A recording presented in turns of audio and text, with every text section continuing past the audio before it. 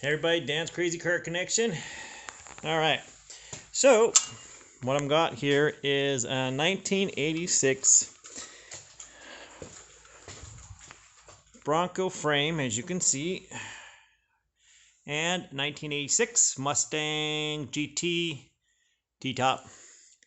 You can see here is where I stretch my frame. I put a little extra welding on the outside for more strength and penetration. You can see over there what it looks like on the inside. This is a frame that was used for the Bronco 2 manual that I needed. Here's the motor. As you can see, I've got some work to do because I'm going to basically drop the V8 right into that cradle there, down there, as you can see. The wire tracks are the tire width tracks are the same. It's just a matter of different suspension, some other stuff, and where everything's going to mount. You can see right here with the bolts where the part of the suspension is going to drop down. I've got it's going to be a lot of work because, like, there is the second fuel pump, and there's the other fuel pump down there in the gas tank, and I've got another gas tank. Here's the exhaust I've got to drop. One thing that's kind of interesting is like this yoke up here at front. Let's see if I can. So there's the yoke, but back there, the flange that attaches to the rear end is the same kind of flange that attaches to that rear end. So that's something I don't know what transfer case I'm going to use yet. One of the reasons that I'm doing this is because this thing's kind of trashed. And since I like to create crazy things, I figured why not do some crazy things with it. So that's what I'm working on right now. I will, this is the initial video. You can see that I'm going from a 4-lug to a 5-lug. The frame's not bad.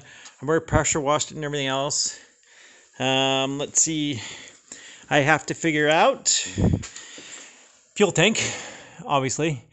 Look, and see the hole right there from one of the previous owners, and everything's in there.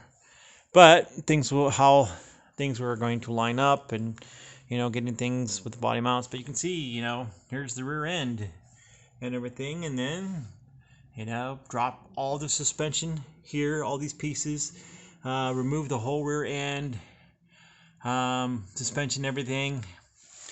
I'm going to try to use the Bronco 2 frame brakes that are already here, and I have the suspension or steering pieces right up there. You can see that, and see how that's going to bolt up. But after I take out the front suspension on this things and everything else, I gotta do a couple more things I want to do for the frame, such as I gotta get the old half of that 2.8 or 2.9 V6 out of there, and then get the cradle ready, and then see what I can and can't use. Obviously, I'm gonna take up the front bumper on the this frame, and then see where it all bolts up and everything lines up and how this all comes together. So for all of those that have been following me for the